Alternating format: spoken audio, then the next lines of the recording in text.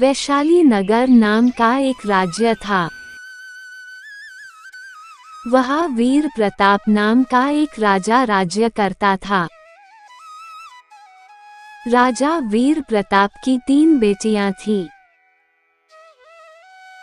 बड़ी बेटी का नाम था पुष्पा। दूसरी बेटी का नाम था लता।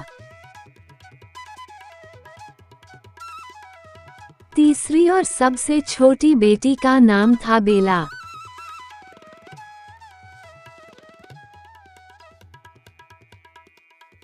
एक बार राजा ने तीनों बेटियों को अपने पास बुलाया और उनसे पूछा,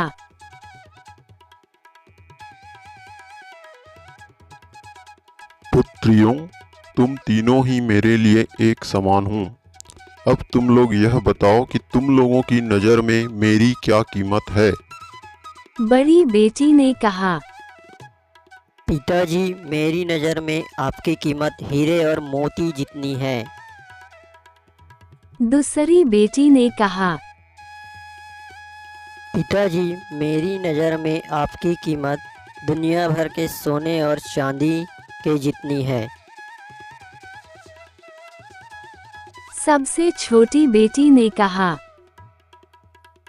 पिताजी, मेरी नज़र में आपकी कीमत खाने में नमक के बराबर जितनी है। छोटी बेटी की बात सुनकर राजा क्रोधित हो गए। नमक जैसी सस्ती चीज से मेरी तुलना करके तुमने मेरा अपमान किया है बेला। इस अपमान की सजा मैं तुम्हें अवश्य दूंगा। आज से मैं तुम्हें अपने महल और राज्य दोनों से निकल जाने का आदेश देता हूँ। यहाँ से चली जाओ बेला, और वापस यहाँ कभी मत आना। यही तुम्हारे लिए उचित दंड होगा। आज से केवल मेरी 2 बेटियां हैं, जिनकी नजरों में मेरी कीमत दुनिया के सबसे कीमती रत्नों के बराबर है। बेला महल और राज्य छोड़कर चली जाती है।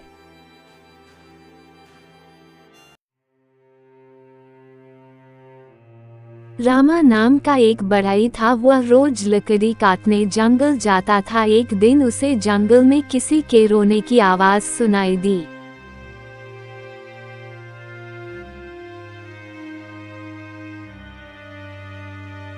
यह राजकुमारी बेला थी। रामा ने बेला से कहा,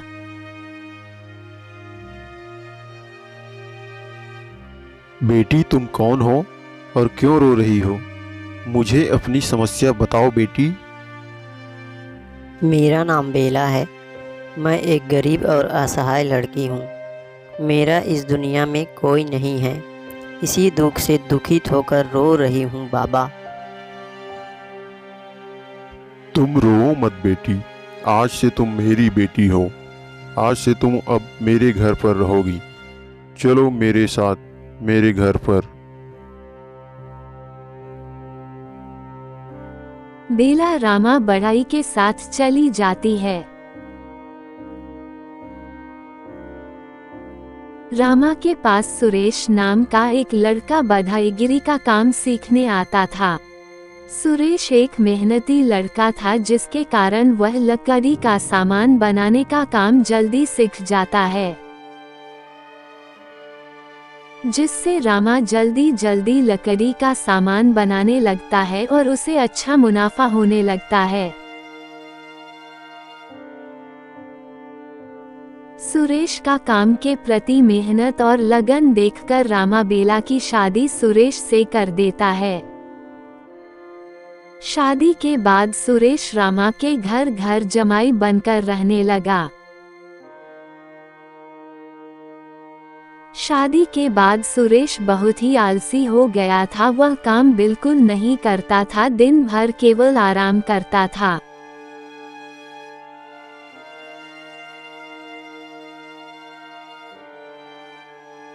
रामा की हालत अब पहले जैसी हो गया था।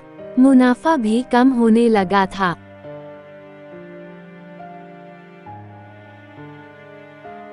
रामा ने सुरेश से कहा, देखो बेटा, जितना काम मुझे आता था मैंने तुम्हें वह सब सिखा दिया।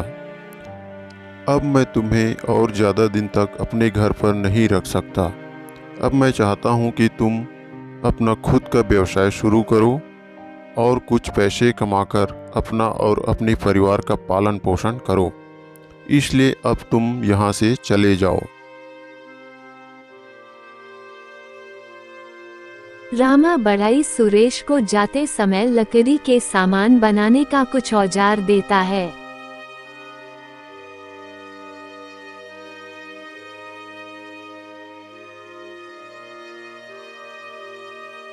सुरेश जंगल से लकड़ी लाकर सामान बनाने का काम फिर से करने लगा।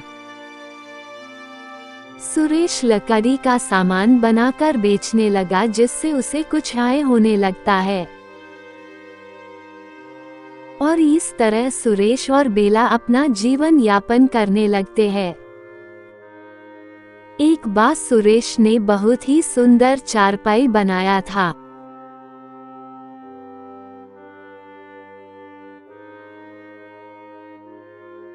यह चारपाई देखने में कितना सुंदर लग रहा है। मैं चाहती हूँ कि आप इस चारपाई को राजा को जन्मदिन के उपहार के रूप में भेंट करो। हो सकता है राजा आपको इतना इनाम दे दे जितना कि शायद इस चारपाई को बेचने से आपको कभी ना मिले। आप तुरंत ही राजा के पास चले जाइए। सुरेश चारपाई लेकर राजा के पास जाता है। महाराज की जय हो। महाराज, आपको जन्मदिन की बहुत बहुत बधाई। मैंने आपके लिए जन्मदिन पर एक छोटा सा उपहार लाया है महाराज। यह छोटा सा चारपाई ही आपके लिए लाया है। यह उपहार आप स्वीकार कीजिए महाराज। राजा को वह चारपाई बहुत पसंद आता है।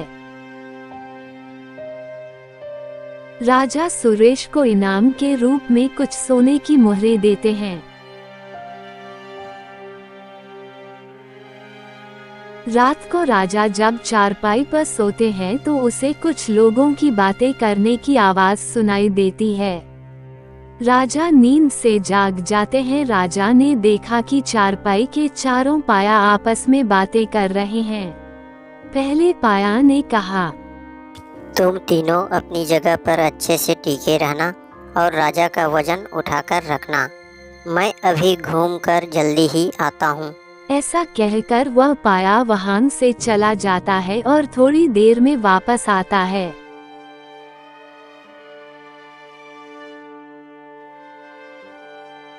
अरे भाइयों सुनो, मैं अभी मुख्य द्वार पर गया था।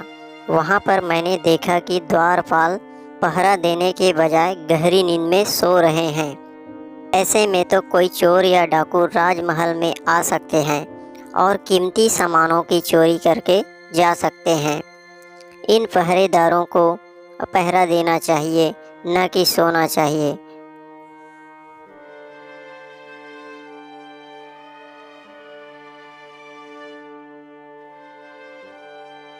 दूसरे पाया ने कहा, भाइयों मैं रसोई घर गया था। वहाँ पर मैंने देखा कि रसोइया खाने के सामान में कुछ नकली सामान का मिलावट कर रहा है और यही सामान से बना भोजन राजा खाते हैं। ऐसे में तो राजा का तबीयत खराब हो सकता है। रसोइया को ऐसा बिल्कुल नहीं करना चाहिए। रसोइया नकली सामान को मिलाकर बचा हुआ असली सामान अपना घर ले जाते हैं। अब तीसरे पाए की बारी थी।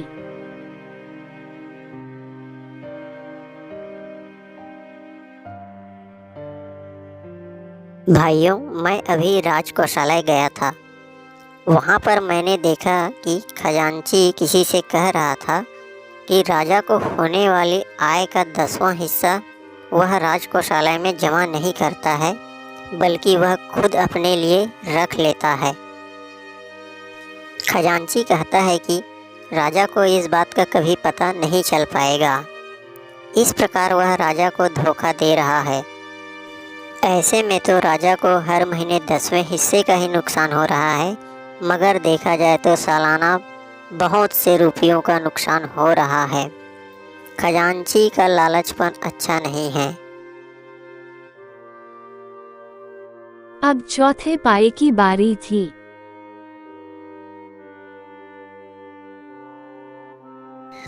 भाइयों, मैं अभी सेनापति के कक्ष में गया था।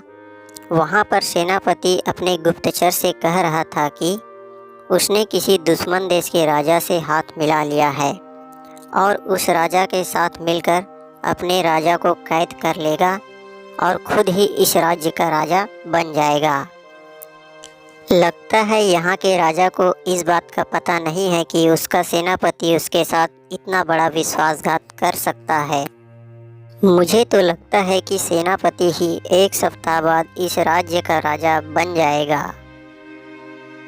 अब राजा को नींद नहीं आती है।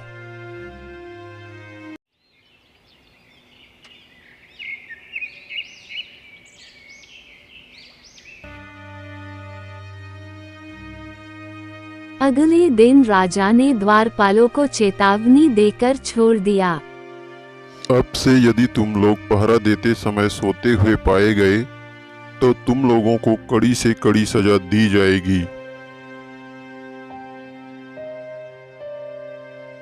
रसोइया को और खजांची को नौकरी से निकाल दिया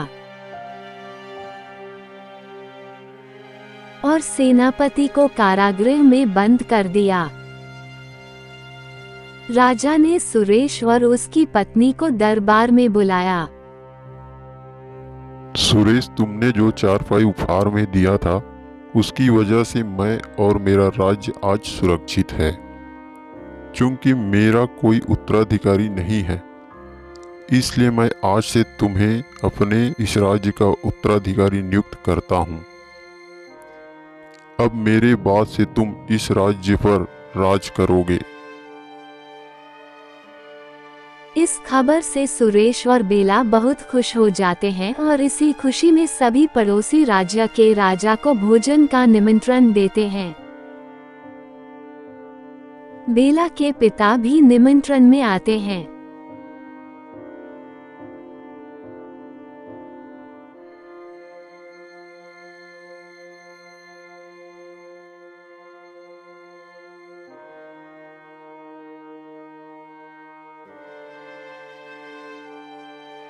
अरे, इस भोजन में तो नमक ही नहीं है। कैसा भोजन दिया है आप लोगों ने मुझे।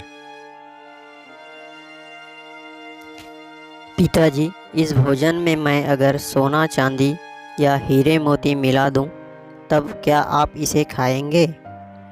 नहीं खाएंगे ना। जब तक इस भोजन में नमक नहीं मिलेगा तब तक आप इसे नहीं खाएंगे। इसलिए मैंने आपको उस दिन कहा था कि आपकी कीमत मेरी नज़र में खाने में नमक के जितनी है। हम हीरे मोती और सोना चांदी के बिना जीवित रह सकते हैं, पर खाना के बिना नहीं रह सकते। अब आप ही बताइए कि मैंने क्या गलत कहा था। हाँ बेटी, तुमने सही कहा था, पर मैं अपने अहंकार के कारण तुम्हारी बातों को समझ नहीं पाया और तुम्हें अपने महल और राज्य से निकाल दिया। मुझे क्षमा कर दो बेटी, मुझे क्षमा कर दो। बेला अपने पिता को क्षमा कर देती है।